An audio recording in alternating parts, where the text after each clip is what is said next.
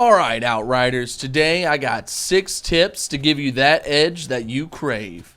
Let's talk about it. Okay, tip number 1.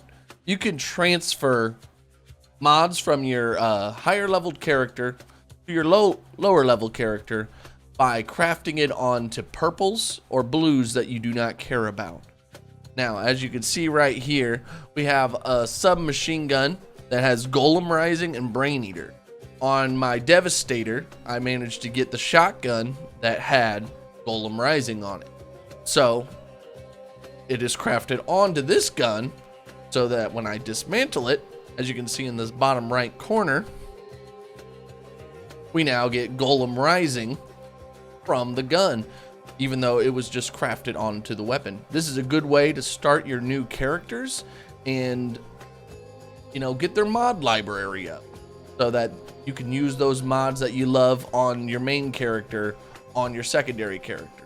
Now, tip number 2, this one is a very minor tip, but if you notice these bullet symbols, these black little bullets next to the gun, well, those actually tell you how the gun fires. If you see 3, that means it is going to be fully auto. If you see 1, it's normally a single shot, like this shotgun. That is very helpful to know when you're trying out a new weapon that you just got, so you know how it fires before you you actually equip it. Now, tip number 3 is how to get unlimited ammo on all your characters. Now, when you have stuff like blighted rounds or twisted rounds, like on the Technomancer and the Trickster, you can use Vein Ripper with Vampiric Mag. You get the bleed on them, and then after you kill the enemy that's bleeding, you get 50% of your ammo back to the magazine. And on Technomancer, you can use this Trick Up the Sleeve mod. While the skill is active, killing shots grant 30% extra bullets in your mag. Now, I still recommend spare mag because sometimes it won't work. And this, you need the damage from this ability for this to be viable. If you got Perpetuum Mobile, this is another way you can do it. There's also, I think, there's you can put improved bleeding, or this one where you hit enemies in the head with a crit and it'll make a bleed AoE. But any character that has a magazine ability, their best build is normally this top tree. You want to just build up here, get lots of firepower, and just go to town. Because once you have unlimited ammo and you have that magazine ability, you will tear through this game. Now I'm going to show you how this actually works. Now, if you have something like this, just keep firing. And as you can see, my ammo is going up constantly. This is a really good way to make sure that you can keep this up the entire time, no matter what you're doing. Now, unfortunately, I don't think I have this gun up to snuff right now. But, as you can see, my ammo is fine. The blighted rounds continue.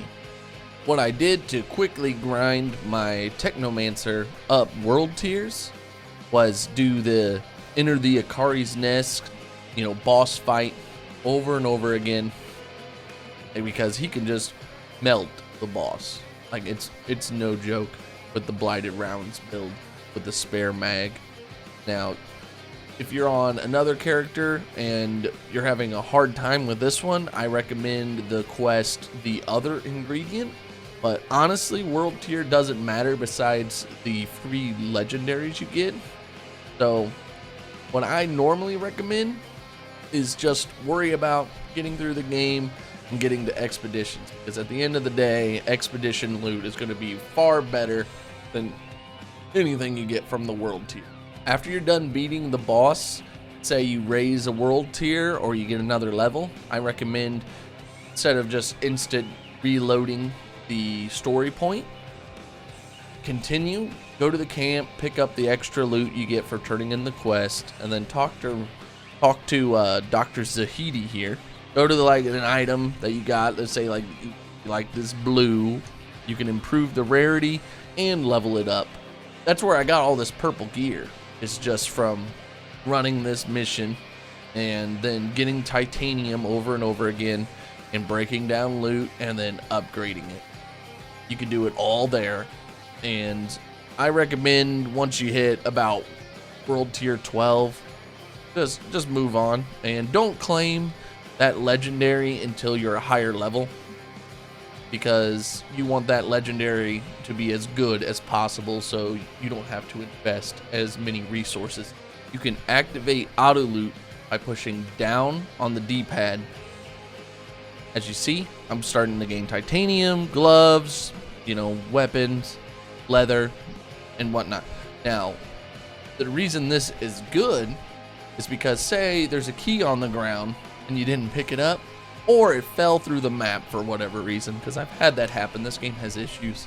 You can push down on your D-pad, or I think on keyboard, playing on PC, it's H, and you can just auto loot it, and you don't have to worry about your progress being lost. You can just do that, and you're all set. My last tip for when you're going through the game on an alt character is to lower your world tier down all the way to 1, or if you think that's a little too easy, go to 5. Keep it low so that you can get through the game quicker and get to level 30 in the in-game faster.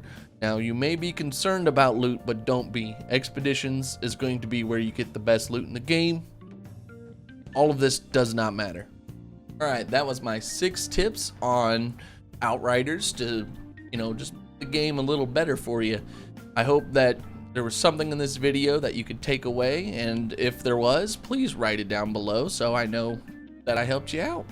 And I'm going to keep grinding this game, and hopefully I'll hit Eye of the Storm soon. I'll see you Outriders on the battlefield.